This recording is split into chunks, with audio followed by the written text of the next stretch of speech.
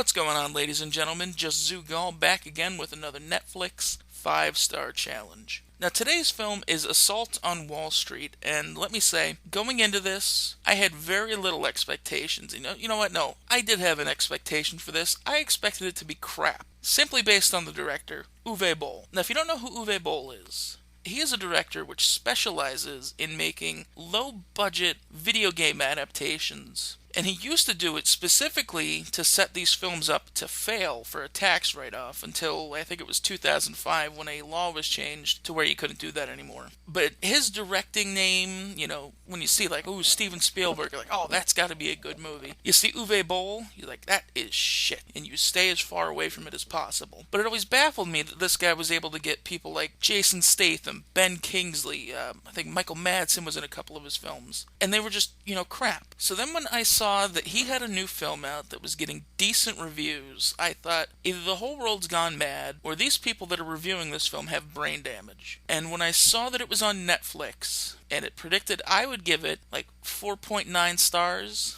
I thought this is the perfect movie for the 5-star challenge because there's no way this is accurate. Before I get started with the review, let me give you a little summary of the plot. Jim is an average New Yorker living a peaceful life with a well-paying job and a loving family. Suddenly, everything changes when the economy crashes, causing Jim to lose everything. Filled with anger and rage, Jim snaps and goes to extreme lengths to seek revenge for the life taken from him.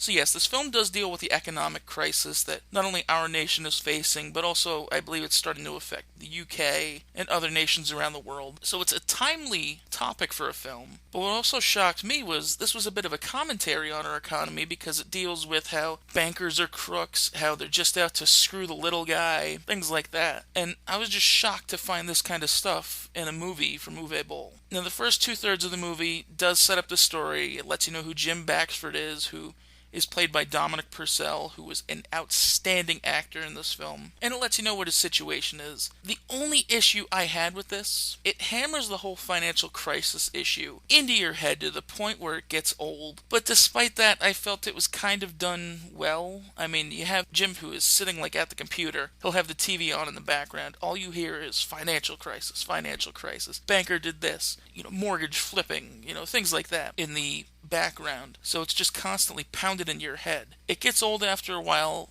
Probably about an hour into the film, you're like, alright, I get it, the economy's bad. You hear enough of that in real life, so why would you want to hear that in a movie? But it is done well. I mean, it's done in a real life setting. You figure, normal person at night, working on a laptop, they'll have the TV on in the background, more than likely have the news on, so that's the kind of stuff you're going to hear. Despite that, I think the story was overall good. There's a plus there. As I said before, the acting was great. You have Dominic Purcell leading the cast as Jim Baxford. You also had supporting actors like Keith David, Edward Furlong, and John Hurd. Seems like every movie that he touches is instantly better, like Sharknado, this film. The John Hurd effect is working here as intended. So it didn't have any bad acting as you would normally expect, and the action was good. It's like the last half hour, it goes into 80s action mode. So I will say, I was pleasantly surprised by this film. I went in expecting, this thing, I'm going to give it less than 1 star, probably no stars at all. As for a rating, it's not 5 stars. I would say I'd probably give it maybe 3